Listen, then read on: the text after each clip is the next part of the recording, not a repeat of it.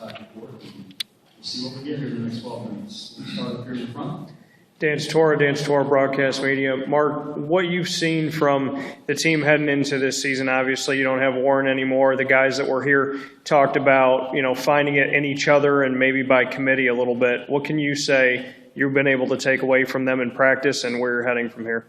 Well, I think for us, we're obviously a lot different. And, the one thing with TJ that a lot of people don't realize is he led the nation in field goals made last year. He made more baskets than any player in the country. So when you take a guy like that out of your lineup and he's now in the NBA, you got to figure out how are you going to find some of those points and baskets. And so I think with our team, the question is going to be can everybody collectively step their game up and do a little bit more?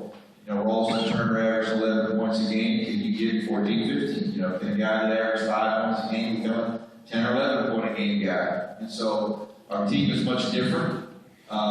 We relied heavily on TJ, but we needed to last year. Other guys weren't ready as young players, maybe do that every night. So now we're a little bit older. We've added in a couple new faces. But I think for us, especially offensively, is going to be how well we can find scoring from other guys that maybe haven't scored that much in the past. Coach left side, third row. TJ made it look so easy last year. You obviously, as you just said, don't have anything like that. In his absence, who's the most efficient scorer in your mind that you have right now? I'm not sure we have one guy that's the most efficient. A player like Trevor Lacey, who's played 2 years at Alabama, was a very good player there. He's going to give us a lot, I think, from an offensive perspective. But, we've got 4 interior guys. B.J. Gottfried, Kyle Washington, and a freshman, Abdul Malik. All 4 were different. How much scoring can we get out of that group? It'll be interesting to see. And really, for me, that's the question. Every day, I think we can become a really efficient offensive team. But, we're at that point where you just got some guys that have to step up and be a lot different than they were in the past. Follow up. Left side. Ralston actually had a pretty good quote about him, who he said he's not going to be LeBron James, but he'll be exciting to watch. You've been very complimentary and optimistic about him physically. Where is he along that story? Well, he's like a lot of freshmen. Some days he looks really good, some days he's a little bit lost. That's not uncommon. He's got all the physical tools. He's a terrific athlete. And one thing I love about coaching him, even early on here, he's tremendously eager every day when he walks in. He's hunting for something. He's hunting for coaching every day. That's exciting for me and our staff.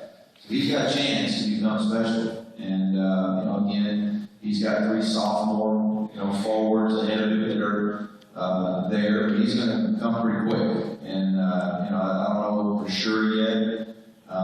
We'll see. But he's got a chance to become real special. First row, right side. Mark, how would you define this, this team moving forward? Kind of where NC State is, obviously the talent keeps improving. Louisville's now part of the conference.